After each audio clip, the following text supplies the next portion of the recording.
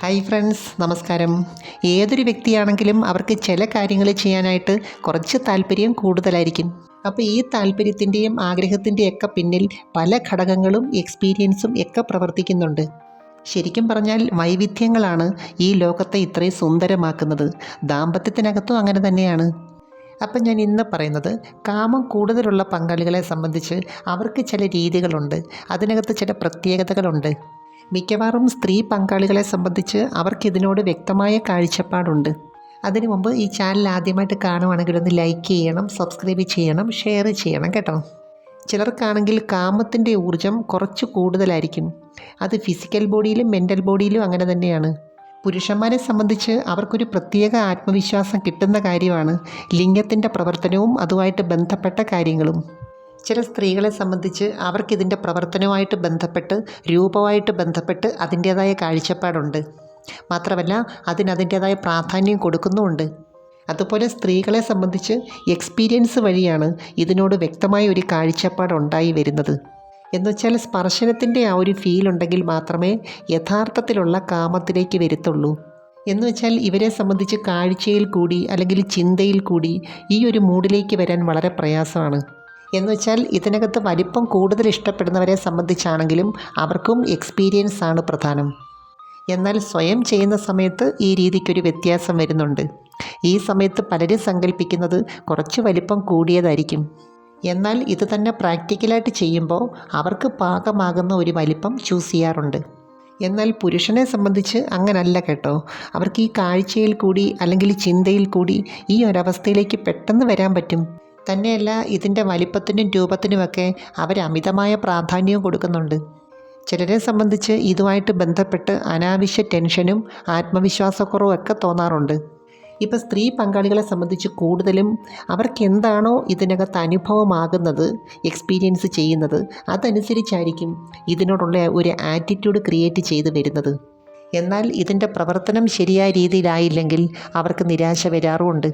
സ്ത്രീകളെ സംബന്ധിച്ച് പൊതുവെ ലൈംഗികതയിൽ കൂടിയും കാമത്തിൽ കൂടിയൊക്കെ ജീവിതത്തിൻ്റെ സുപ്രധാനമായ പല കാര്യങ്ങളും നേടേണ്ടതായിട്ടുണ്ട്.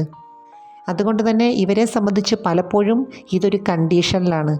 എന്നുവെച്ചാൽ പ്രകൃതി അങ്ങനെയാണ് അവരുടെ ശരീരത്തിനെ മനസ്സിനെ ഒരുക്കിയിരിക്കുന്നത് എന്ന് കരുതി കാഴ്ചയിൽ കൂടിയും പെരുമാറ്റത്തിൽ കൂടിയൊക്കെ അവർക്കൊരാളോടൊരു താല്പര്യം വരാറുണ്ട്, ഇഷ്ടം വരാറുണ്ട്.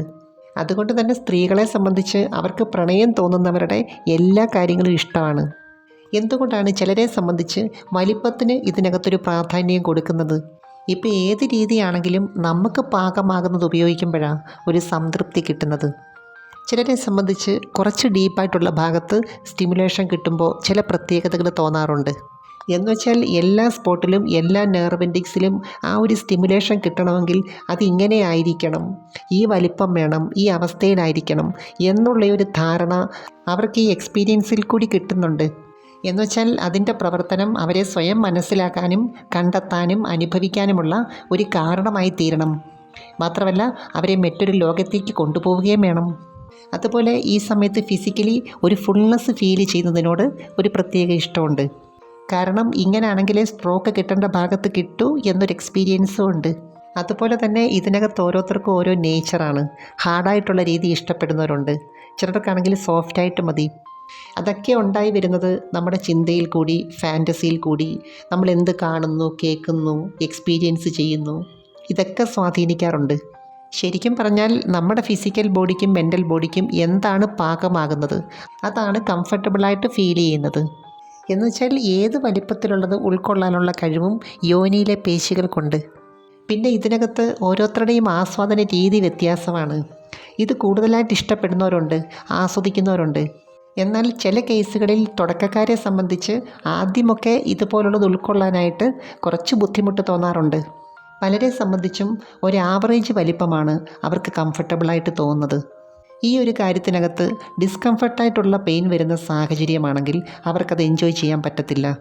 അപ്പോൾ ഈ വിഭാഗത്തിലുള്ള പുരുഷ പങ്കാളിയെ സംബന്ധിച്ച് അവർ ചില സാഹചര്യത്തിൽ കുറച്ച് ക്ഷമ കാണിക്കേണ്ടതായിട്ടുണ്ട്, അല്ലെങ്കിൽ യുക്തിപൂർവ്വം പ്രവർത്തിക്കേണ്ടതായിട്ടുണ്ട്. എന്നുവെച്ചാൽ ശരിയായ രീതിയിൽ ലൂബ്രിക്കേഷൻ വന്നതിന് ശേഷം മാത്രമേ അടുത്ത ഘട്ടത്തിലേക്ക് കടക്കാവൂ. ഇപ്പം വസ്ത്രത്തിൻ്റെ കാര്യമാണെങ്കിലും എന്താണെങ്കിലും ഇടുമ്പോൾ ഒരു സുഖം കിട്ടണമെങ്കിൽ പാകമായിരിക്കണം. ചിലർക്കാണെങ്കിൽ ഇതിനകത്ത് ചില പ്രത്യേക മെത്തേഡിനോടാണ് ഇഷ്ടം, അല്ലെങ്കിൽ ചില പ്രത്യേക രീതികളോടാണ് ഇഷ്ടം. ഇപ്പോൾ ചുണ്ടുകൾ കൊണ്ട് നാവ് കൊണ്ട് ചില ക്രിയകൾ ചെയ്യാൻ കൂടുതലായിട്ട് ഇഷ്ടപ്പെടുന്നവരെ സംബന്ധിച്ച് അവർ ഇതിന് പ്രാധാന്യം കൊടുക്കാറുണ്ട്. ചില പങ്കാളികളെ സംബന്ധിച്ച് പൗരുഷമായിട്ട് ബന്ധപ്പെട്ട എല്ലാ കാര്യത്തിനോടും അവർക്കൊരു പ്രത്യേക ആകർഷണമാണ്, ഇഷ്ടമാണ്. ഇപ്പോൾ ഏതൊരു കാര്യമാണെങ്കിലും നമ്മുടെ ചുണ്ടുകൾ കൊണ്ട് ചില ക്രിയകൾ ചെയ്യണമെന്നുണ്ടെങ്കിൽ അതിനോടൊരിഷ്ടം കൂടുതലായിട്ട് വേണം. ഈ രീതിയായിട്ട് ബന്ധപ്പെട്ട പല കാഴ്ചകളും നമ്മുടെ മനസ്സിൽ നല്ലൊരു ഫാൻറ്റസി ക്രിയേറ്റ് ചെയ്തിട്ടുണ്ട്. അപ്പോൾ അത് യാഥാർത്ഥ്യത്തിലേക്ക് വരുന്ന പല സാഹചര്യത്തിലും നമ്മുടെ മനസ്സിലുള്ള പ്ലഷർ പോയിൻറ്റ്സിനെ ഇത് ഉത്തേജിപ്പിക്കാറുണ്ട്. പ്രത്യേകിച്ചും പൗരുഷമായിട്ട് ബന്ധപ്പെട്ടിട്ടുള്ള ചില മനോഭാവങ്ങൾ ഓരോരുത്തർക്കും ഓരോ തരത്തിലാണ്. അതുകൊണ്ട് തന്നെ ചിലരെ സംബന്ധിച്ച് ഈ ഒരു രീതി ചെയ്യുമ്പോൾ ഒരു പ്രത്യേക വൈബ്രേഷനും സംതൃപ്തിയും ഒക്കെ ഫീൽ ചെയ്യാറുണ്ട്. അതുപോലെ ചില രീതികൾ കൂടുതൽ ആസ്വദിച്ച് ചെയ്യണമെന്നുണ്ടെങ്കിൽ ഇതിൻ്റെ വലിപ്പം ഒരു പ്രധാന ഘടകമാണ്. ഇതിനകത്ത് കുറച്ച് എക്സ്പീരിയൻസ് കൂടുതലുള്ളവരെ സംബന്ധിച്ച് ഒരു പ്രത്യേക പ്രാധാന്യം കൊടുക്കാറുണ്ട്. തുടക്കത്തിൽ കുറച്ചൊരു ബുദ്ധിമുട്ട് തോന്നുന്ന എല്ലാ കാര്യങ്ങളും വളരെ പെട്ടെന്ന് തന്നെ മാറി വരാറുണ്ട്. പിന്നെ ഈ ഒരു സബ്ജക്റ്റുമായിട്ട് ബന്ധപ്പെട്ട് നമ്മൾ ഓർത്തിരിക്കേണ്ട പ്രധാനപ്പെട്ട ഒരു കാര്യമുണ്ട്. എന്നുവെച്ചാൽ ഇതിനോടുള്ള സ്ത്രീയുടെയും പുരുഷൻ്റെയും ആറ്റിറ്റ്യൂഡ് വ്യത്യാസമാണ്. ഇപ്പോൾ ഒരു കൂട്ടർ പ്രാധാന്യം കൊടുക്കുന്നത് അതിൻ്റെ വലിപ്പത്തിന്, ബലത്തിനൊക്കെ ആണെങ്കിൽ മറ്റേ കൂട്ടർ പ്രാധാന്യം കൊടുക്കുന്നത് അതിൻ്റെ പ്രവർത്തന രീതിക്കാണ്, അതിനകത്ത് നിന്ന് കിട്ടുന്ന എക്സ്പീരിയൻസിനാണ്. അതുപോലെ മറ്റൊരു പ്രധാനപ്പെട്ട കാര്യം എന്തെന്ന് വെച്ചാൽ ഏത് രൂപത്തിനെ ഉൾക്കൊള്ളാനുള്ള കഴിവ് യോനി കോശങ്ങൾക്കുണ്ട്. ഞാനീ പറയുന്നതൊക്കെ അടിസ്ഥാനപരമായ കാര്യമാണ് കേട്ടോ. ഒരു പെർഫോമൻസ് ലെവലിലേക്ക് വരുമ്പോൾ ഇതിനൊക്കെ മാറ്റം വരാം. ശരിക്കും പറഞ്ഞാൽ നമുക്ക് ഓരോ ദിവസവും ഓരോ മൂഡാണ്. ചില ദിവസം വളരെ എനർജറ്റിക് ആയിരിക്കും, എന്തൊക്കെയോ ചെയ്യാനുള്ളൊരു ടെൻഡൻസി ഉണ്ട്. ഫിസിക്കലി മെൻ്റലി വളരെ ഹാപ്പി ആയിരിക്കും, കംഫർട്ടബിൾ ആയിരിക്കും. ഇപ്പോൾ സ്ത്രീ ആണെങ്കിലും പുരുഷനാണെങ്കിലും ഇതുമായിട്ട് ബന്ധപ്പെട്ട് രണ്ട് തരത്തിലുള്ള വ്യക്തിത്വങ്ങളുണ്ട്. കാമവികാരം കുറച്ച് കൂടുതലായിട്ടുള്ളവരുണ്ട്. അവരെ സംബന്ധിച്ച് ഇതിനെക്കുറിച്ച് കൂടുതലായിട്ട് ചിന്തിക്കുകയും പ്രാക്ടിക്കലായിട്ട് ചെയ്യുകയും ചെയ്യുന്നുണ്ട്. ഇനി സാഹചര്യം ഇല്ലാത്തവരാണെങ്കിൽ സാഹചര്യം ഉണ്ടാക്കുന്നവരുണ്ട്. അവരുടെ ഉപബോധ മനസ്സിൻ്റെ പ്രവർത്തനം കൂടുതലും ഇതുമായിട്ട് ബന്ധപ്പെട്ടതായിരിക്കും. എന്നുവെച്ചാൽ നമ്മൾ എന്താണോ കൂടുതൽ ആഗ്രഹിക്കുന്നത് അതനുസരിച്ചുള്ള ചില സാഹചര്യങ്ങൾ പ്രകൃതി സൃഷ്ടിച്ചു തരുന്നുണ്ട്. ചില പങ്കാളികളെ നമ്മൾ നോക്കുവാണെങ്കിൽ അവർ സ്ഥിരമായിട്ട് ബന്ധപ്പെടാറുണ്ട്. അതനുസരിച്ചുള്ള ഒരു മൈൻഡ് സെറ്റും ലൈഫ് സ്റ്റൈലുമാണ് അവർ ക്രിയേറ്റ് ചെയ്ത് വെച്ചിരിക്കുന്നത്. ഇനി നല്ല കാമവികാരമുള്ളവരെ സംബന്ധിച്ച് അവർക്ക് മറ്റാരും ഇല്ലെങ്കിൽ പോലും സ്വയം ചെയ്ത് അതിൻ്റേതായ രീതിയിൽ സംതൃപ്തി കണ്ടെത്താറുണ്ട്. ഇനി മറ്റൊരു കൂട്ടരുണ്ട്, അവർ ഈ കാമവികാരത്തിന് വലിയ പ്രാധാന്യം കൊടുക്കുന്നില്ല. അവരുടെ മാനസിക പ്രവർത്തനങ്ങളും ലൈഫ് സ്റ്റൈലും അതനുസരിച്ചുള്ളതായിരിക്കും. ചുരുക്കി പറഞ്ഞാൽ നമ്മുടെ മനസ്സിൻ്റെ ഇഷ്ടങ്ങളുമായിട്ട് ബന്ധപ്പെട്ട് ഒരുപാട് കാര്യങ്ങൾ അതിൻ്റെ പിന്നിൽ പ്രവർത്തിക്കുന്നുണ്ട്. എനിവേ, നമുക്ക് മറ്റൊരു വീഡിയോയുമായി വീണ്ടും കാണാം. അപ്പോൾ ചാനൽ സബ്സ്ക്രൈബ് ചെയ്യാൻ മറക്കരുത്, ലൈക്ക് ചെയ്യണം, പിന്നെ അയക്കാൻ പറ്റുന്ന കൂട്ടുകാർക്കൊന്ന് അയച്ചു കൊടുക്കണം കേട്ടോ. Thanks for watching. See next time. By.